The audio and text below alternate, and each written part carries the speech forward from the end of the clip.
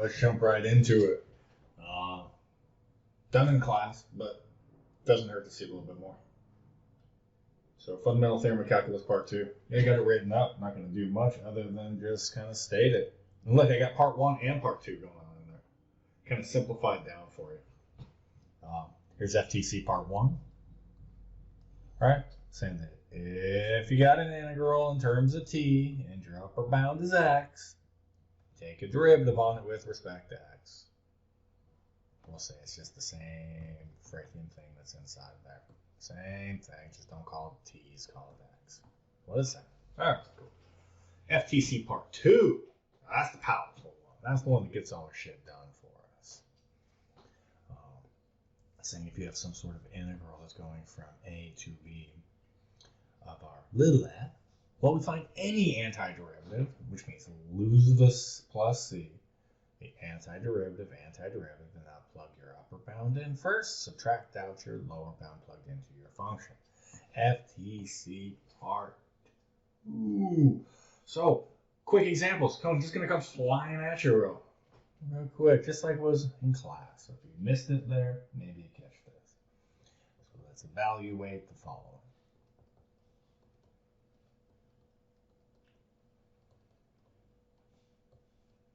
Again, we're going to be using FTC part 2, not part 1. Watch the previous videos if you will. Okay. Let's go real well. Let's go from 3 on up to 5. And let's get crazy. Let's make our function x. Woohoo! Maybe we should put a dot there because this isn't multiplication. It's more like a placeholder.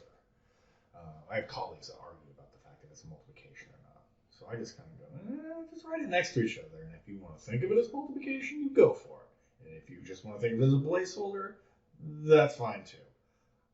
I just freaking leave it there and I stay out of that argument. Okay.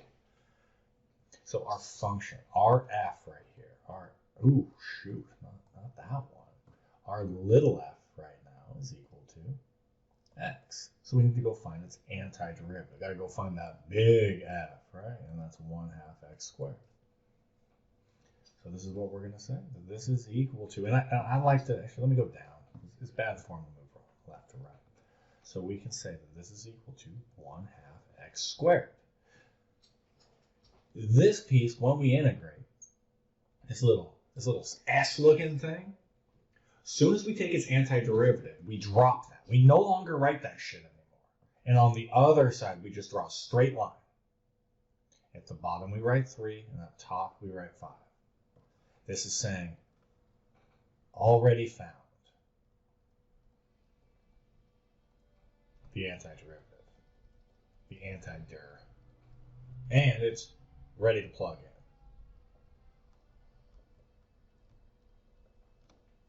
So that alerts the reader and yourself. I'm telling you, on test, I see it all the time. Students forget to integrate. It's not because they don't know how to, they just forget to. And all of a sudden they're plugging shit in. It can also go the other direction of people integrate twice. So, once we have it here, let me now color code. Let's make this one. Oh, whatever I just did, don't do that. Make that one that color, and we'll make this one. This color here.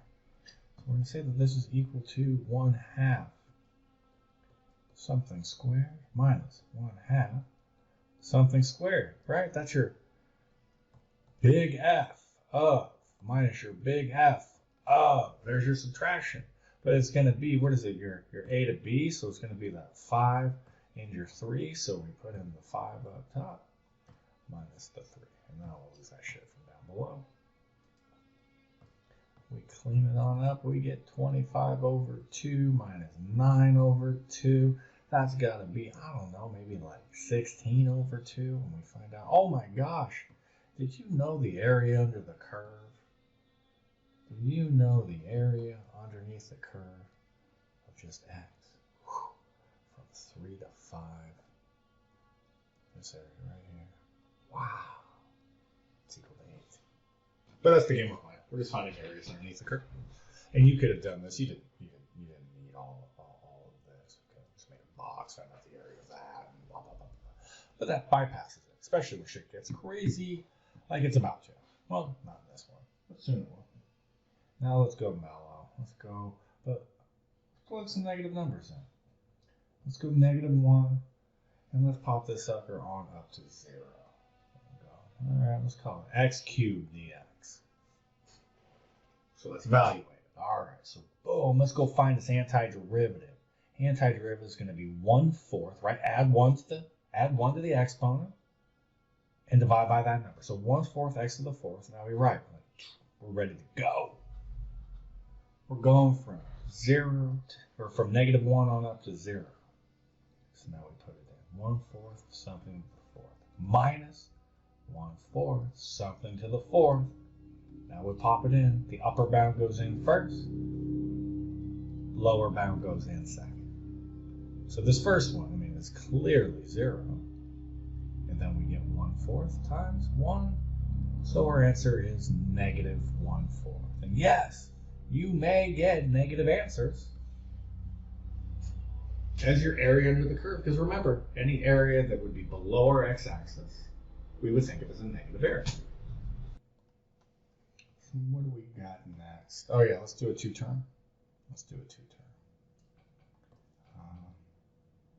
Let's evaluate this. Let's go from 2 to 4.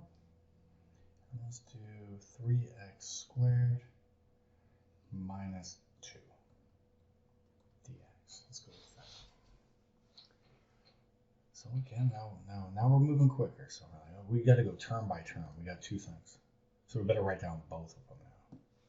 So this is going to become the antiderivative of 3x squared. So we're going to say 3, and then we add 1 to it, and then we divide. So it's 3 over 3. You got a pencil too, don't you? It's got a eraser on it.